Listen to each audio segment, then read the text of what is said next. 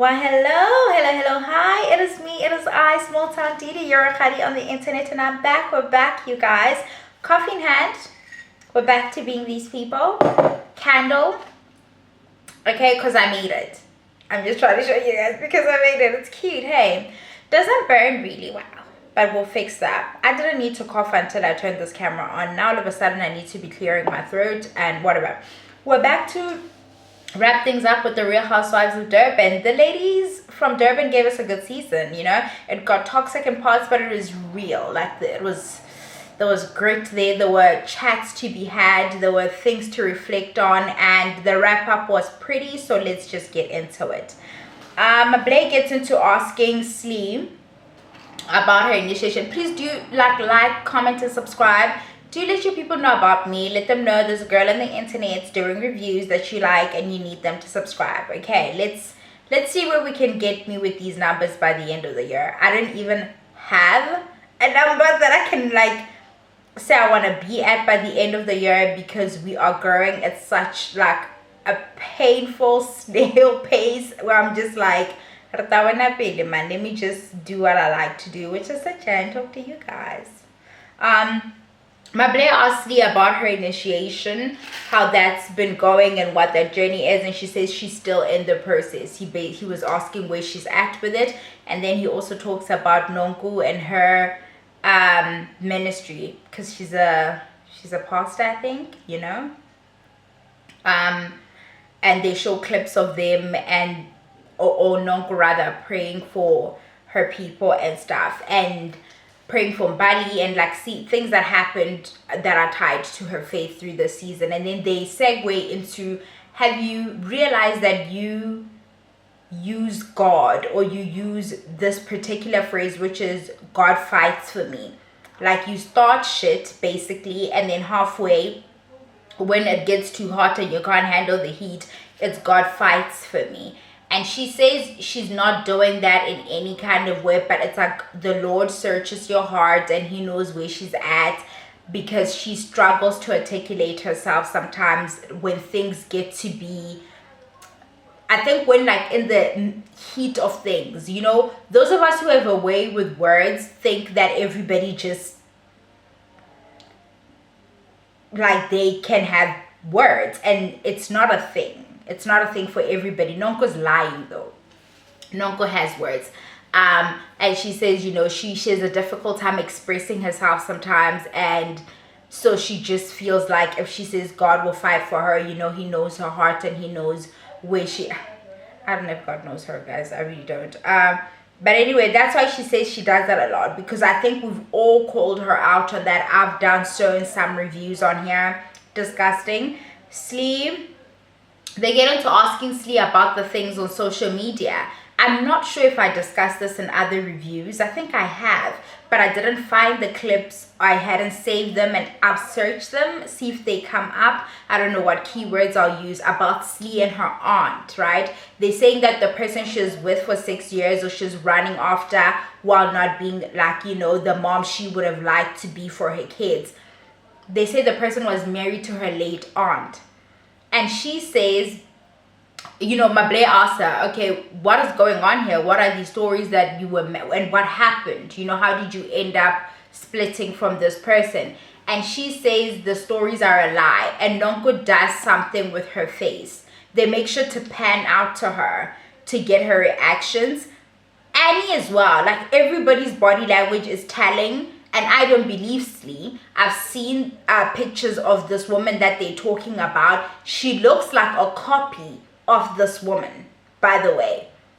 She looks so much like this woman, but she says, no, we're very close family friends, but we weren't related by blood or anything like that. I don't know if I believe her. I don't know if you believe her. And then she also says, you know, it was embarrassing at first getting, you know, we try to keep it a secret from the families at first that I was now dating this man, and so forth and so on. The accusations went something like this, that she was actually in and around this family while this woman was alive, you know, helping out with the kids and stuff. From what the people are alleging on the TikToks, it sounds like this woman battled an illness. It may have been cancer, guys. I'm not sure. Okay, don't hold me to it. Of sorts, she was in remission at some point, and then she got ill again, and then she passed. And Slee was around for all of this, right? Kantish is just waiting for her turn to be the wife, allegedly. And then she also says that the relationship didn't end, like when it ended, it didn't end very well, but the man was good to her through the duration of the relationship. I just think she's trying to clean it up and probably maintain some kind of good relationship with him, because no, the person deceived you. Like, if the TikToks are anything to go by, and she says what was also humiliating and embarrassing is that everything was leading toward, like, everything was looking like she's the main, and that, you know, possibly she would end up being the wife or whatever, and then somebody else got to be in her place. The TikTok said the same thing that I saw, that she was there playing wife and parenting this man's kids and not her own, allegedly, and this man married somebody else. You know, the pictures are there of him marrying somebody else, if that is him, but this is all alleged, right? Great. That's what we have in Slee's package. Then we get into the single and ready to mingle storyline that JoJo dragged through the whole fucking season. Had me just peeved, like, what the fuck is this? Okay, so they even ran a montage of every time the thing came up. And Mable then says to Nonko, Calvin said twice that he feels like you may have misheard because you walked into the, like, mid conversation. And Nonko's like, no, I heard Slee introduce herself and say, hey, I'm Slee, I'm single and ready to mingle. To which, like, Slee responds and says, those are Nonko's words. I don't even speak like that. Like, why would I even say anything like that? That is not like me at all. I don't know where they'd be getting this, but I didn't say this. And JoJo's like, she's the one who felt a way about it. Calvin wasn't too pressed or whatever, but they don't really find each other. But I feel like so much happened in the season that this is now a non-issue, and they, like, JoJo and Slee aren't friends, no way. Like, they wouldn't care to try and squash it or make it a big deal. It kind of just fizzles, or at least I don't have a good, like, recollection of how it went down because it's annoying to me. Then they move on to Soso. They're like, Sarisha, why didn't you tell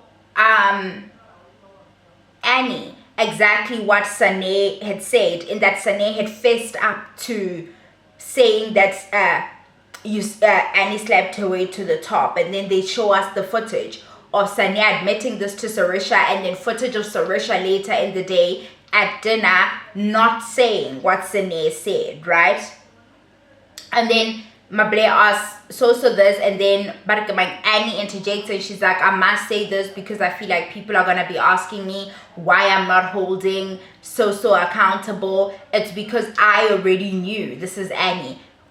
She says she feels like it was already established that Sane had said these things. What she was then trying to establish is, what were you guys contributing to the conversation? And that is Nonko she's talking to.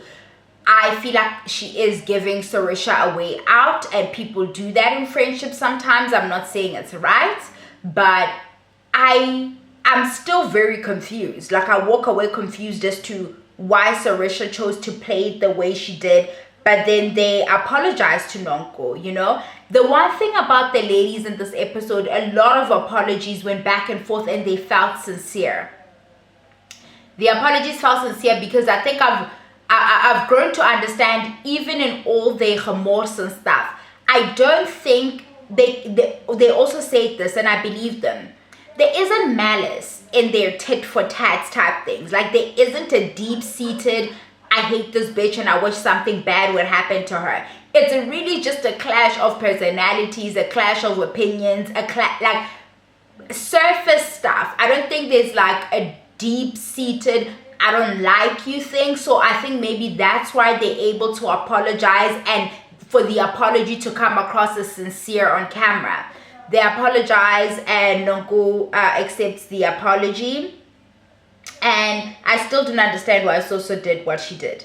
And then we get into JoJo's package. JoJo I mean, Annie's package. We're talking about, you know, Annie and how she let us in, how we got to see a softer side of her and stuff. And then we get into her, you know, really the descent of her friendship with Jojo. I was shocked to see Jojo own so much of what she did, but it's a little too late, because in the heat of things, how she went about handling that conflict was too telling. Like, I couldn't go be in community with her if I'd seen that in the heat of things she resorts to gaslighting, because honestly, she fucked with Annie so much in that scene where they were arguing, and like, Annie for me was walking away in like a fog of like, what is my reality? Because I said this and this is what happened,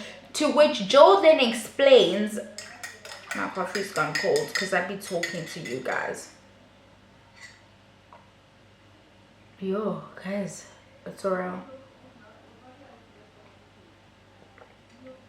Joe explains that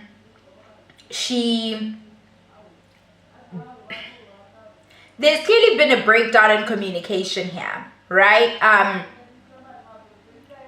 Joe was hearing other things being said about her, so she's figuring, all of you guys are friends, you all must be gathering and skinnering. Like, so when Annie walked into the room and made the remarks she made about the argument, it was sort of like a combination of things, and that was just like the thing that sent her over. And probably because she was closer to Annie, like, wow bitch, you're also scattering with these hoes about me, and this whole I'm such a drunkie all of a Monday type thing. I understand that, but again, it's a deflection. We know what was happening. She was upset that she's feeling snubbed for Slee.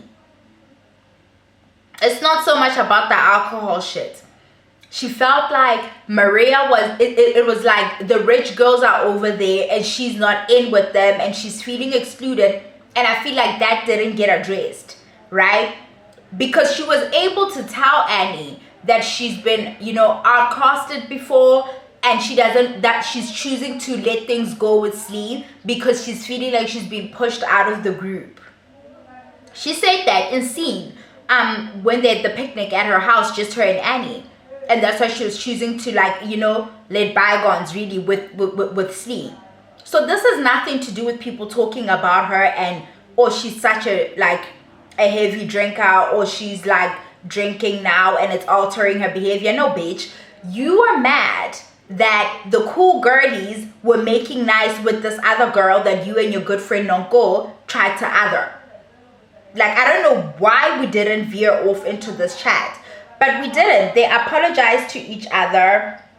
Annie says she can see, like, looking back at the footage, obviously she can understand to a degree how it got here, which is obviously when she sees that other people were making comments around the alcohol and stuff, she can see why it probably got to Jojo the way that it did. And then Jojo says that she regrets losing Annie, and that Calvin knows that she's been crying about, you know, how things went down with them and stuff. She lost a good friend. She really did. Like, Annie was 10 toes down for Joe, guys, like, in a healthy manner, not in this toxic thing that her and Non could do of enabling each other's bullshit. And they got to watch it back and see how fucking ridiculous they look. Like, good for them for picking that up. But like, my bleh, a lot is happening. But like, what did I want my bleh to ask Jojo that he didn't? I didn't make the note here. I just said my bleh should have asked, and then I just figured I'd remember. But that's it. Oh, and then they talk about yeah, I think Sarisha was the one who tried to address the deflection thing, because also, and Jojo was like, this is, you know, I had a lot going on, so this wasn't very important, blah blah blah. To which Soso interjects, she's like, listen, we all had things going on, Joe. Like, you can't keep saying this is going on and that is going on, and so therefore you avoid like dealing with these other things because Calvin needs surgery or whatever. To which she says, I had things going on in my life. This is Sarisha. We all had things going on, but when things come up within the group, you can't just push them to the side because you have so much going on. Like, what the fuck is that? And then Jojo says we deal with things differently. They ask her, Mable asks her, are you sorry about what happened on the trip? And she says she's still not sorry about the fact that she left because she was protecting her mental health, but she regrets how things unfolded. She never says sorry about this trip. She just says she regrets it, right? And that she's not sorry for leaving. She's maintained. She's never apologized to these ladies. Just even from jump, like the hosting of it all was fucking janky. But that's Joe, you guys. And then they do a little thing of So and Annie and their husbands, and asking how their husbands doing. Are they more involved with their kids and things of that nature? To which they say that they are. Annie, infidelity in your marriage. What's that about? What are these rumors about? To which Annie responds, you know what, guys? Annie is a confident woman. She's got vibes for herself, if we were to use Annie's words. But there's something that happens when we talk around cheating. Her demeanor, there's something about her body language that changes. She responds by saying she feels like ever since Nonko made that comment at the dinner last season, that all men cheat, and other people have been, making up rumors about her husband cheating. They want infidelity to be, something that's going on in her marriage, and everything is okay in her household, and none of that is happening. It's not Nonko's comment. It's not Nonko's comment from the dinner that had everybody saying something. There's obviously something about your husband that reminds a lot of people. Maybe his demeanor, maybe the fact that you guys met in a club scene, maybe the fact of how he makes his money. Those environments maybe foster these kinds of things. But for me, it's that messy fucking game you guys played with Londi last season, where somebody asked something about cheating and infidelity. I think that was your question that you got, and you shrunk, and your posture, yes, but your response was also about how you don't have much experience with that. Your response was something that led us to believe that you've experienced this in the past, and maybe it's not currently happening, and or whatever the issue is, but it's you guys. It's actually you and your husband. I'm telling you, it's you. All of this Nonko's comment, this, not whatever. No. That fucking game you guys played, where you guys were asking messy questions. Okay, your good friend Londi. Next, Mbali, where's your ring? Just like that. And then Mbali lets us know that, oh my God, my candle went out. I cook good, guys.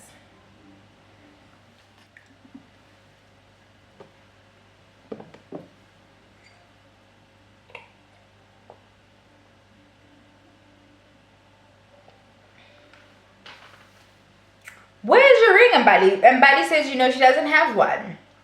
And that they are on a break, and then she eventually says we're separated, and then she eventually says she's no longer engaged.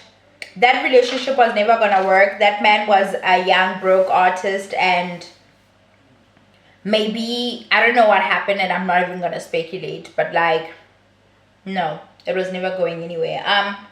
Sane, what is the issue between you and Mbali? Sane says Mbali and I were getting along, and I thought we were mates and we were coming along in friendship, and then I learned that when she's sitting with these other girls, she said Sane scares me, and so that put me off of her. This is Sane. That put me off of her, and she's also the reason I didn't go to that last supper. And but Mbali's like, but was I the only one saying that she scares me? To which So is like, yes, you were. I feel like maybe people were saying it, and maybe those weren't the exact words, but everybody has said a variation of, she gives me the heebie-jeebies. Everybody has said that. Maybe they didn't say it in that particular room on that particular day, but for that to be Sarisha's response, I don't know what is Sarisha's obsession with coming to Sane's defense. I don't get it. Well, in this regard, later down the line, she's so annoyed with the fake tears.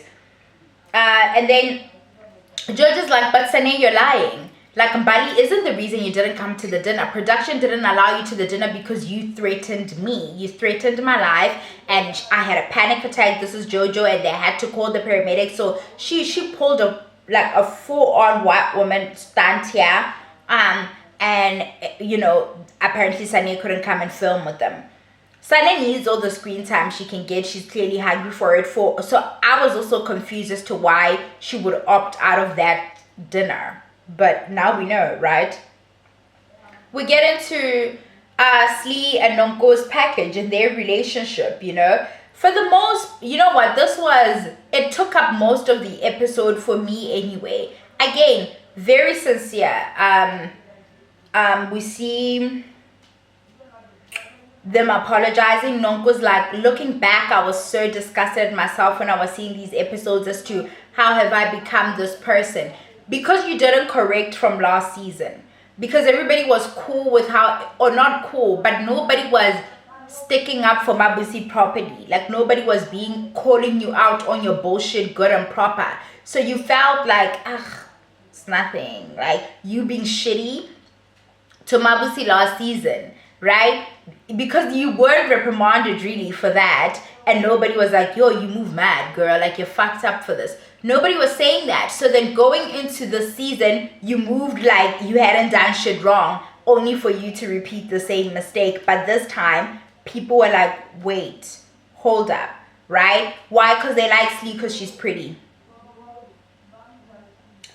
Nonko owns up to, Slee also owns up to getting violent, and that, you know what, no matter what, I had no right to get like that with anybody, even with everything that had transpired. I should have done better, and she apologizes for that. She didn't take, a whole back and forth. Guys, not this part, a lot, they were just talking. Okay, Slee says she feels like the relationship fell apart because she has a playful or a jokey nature, or how she delivers messages Nonko finds offensive. For instance, she explains that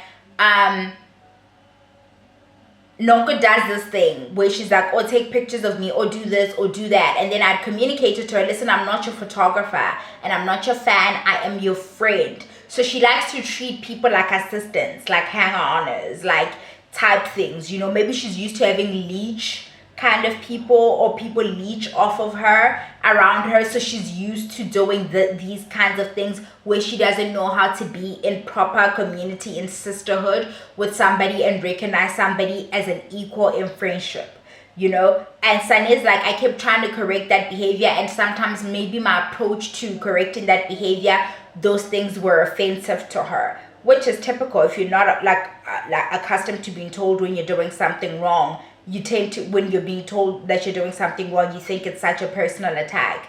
Does Nonko's mom seem like she's ever telling Nonko that don't do that? No, she's never fucking telling her that. And Nonko does say that I don't like your playful nature and stuff.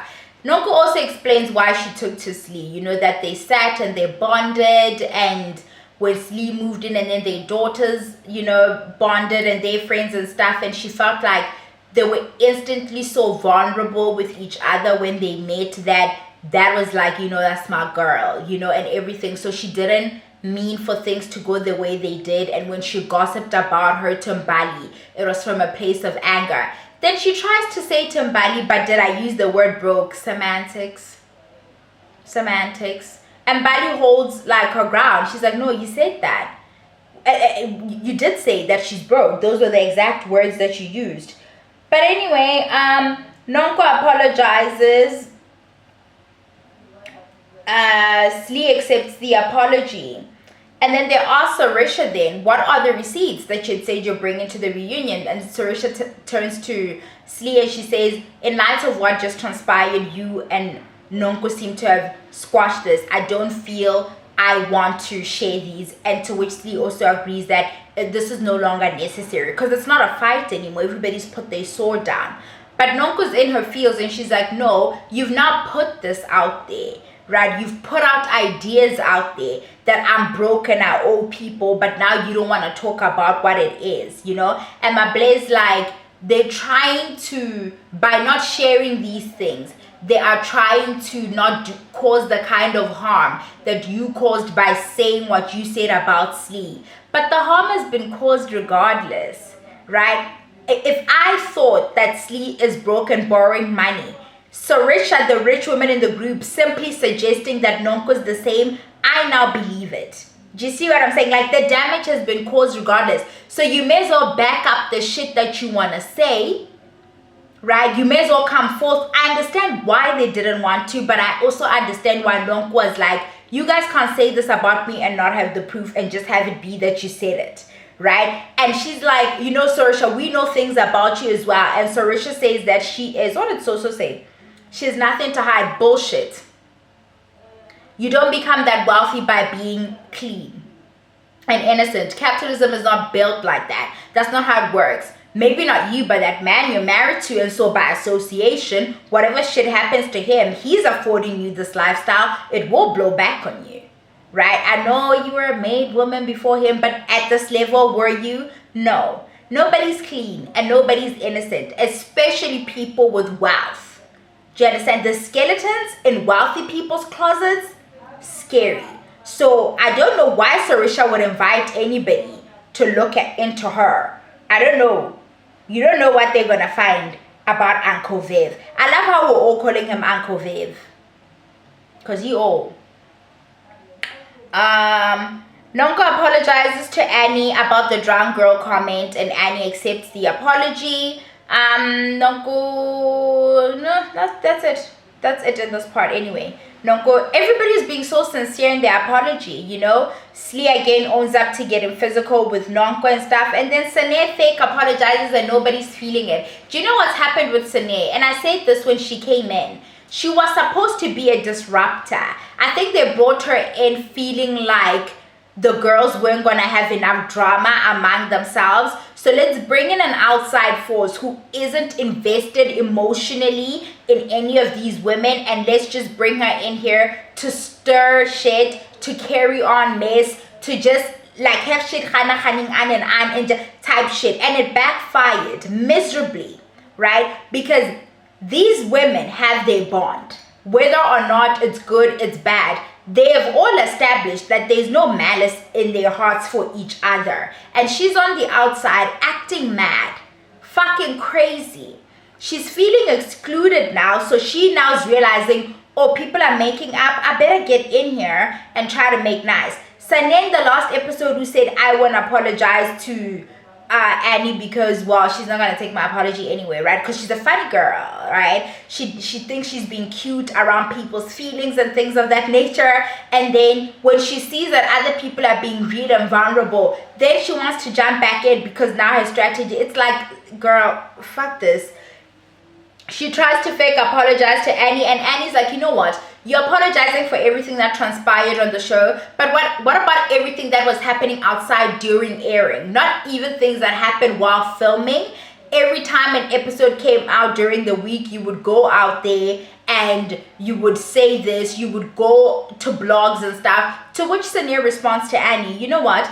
You did the same. You reached out to so-and-so to ask for dirt about me, to which Annie says, yes, I did. When you came on the show, nobody knew who you were, bitch. Everybody was like, whoa, we gotta go get the file on this girl. Like, who is she? Where's she coming from, you know? I understand why Annie would do that. And so Sane's like, and you were taking those things from people who run blogs and running with them as the truth. So because Annie says you went outside in the world and you were telling people that my husband is expecting a baby by another woman, he's cheating on me, this, that, and the other, and you need to keep his name out of your mouth. Like, you and I can do our back and forth and stuff, but we're gonna have to go the legal route if you continue to talk about my husband in this manner. And Sane's like, I feel like you're threatening me now, right? Or whatever. And it's like, I get it. Annie fights so hard to protect her man's image, and I suppose that's what you do when you love somebody and you're married to them. I can't help but feel like this man will embarrass her, because that's what men do. This man who has this large portrait of just him in his home and not of his family, this man, I am telling you, the same thing that everybody else is reading off of him, I am getting the same read. This man, I'm not even saying these things that they're alleging are true or whatever, but men aren't to be defended like this, right? You can defend yourself against Sane. And it's also amazing to me how it seems she doesn't have the same kind of vitriol for the personal attack on her by Sane. She seems more upset by the fact that Sane is saying things about her husband, you know, because the patriarchy must protect the man or whatever. But I'm glad she didn't take Sane's fake apology, because it was fake. Slee and Nonko then apologized to each other one last time to close things off, and that was it. It was one big apology session, and I don't have sparks for you this last review. That's what we got. I'm going to sit down now and give myself time to do Young, Famous, and African, and then I also need to start on the Real Housewives of Johannesburg. If those bitches bore me, I'll stop reviewing halfway, okay? Because something about Real Housewives of Johannesburg is always a flop. But we're gonna start the season off, you know, optimistic, and we're gonna get into it. I should be bringing you those videos at the soonest. Thank you guys. Thank you so much. Bye, Yala.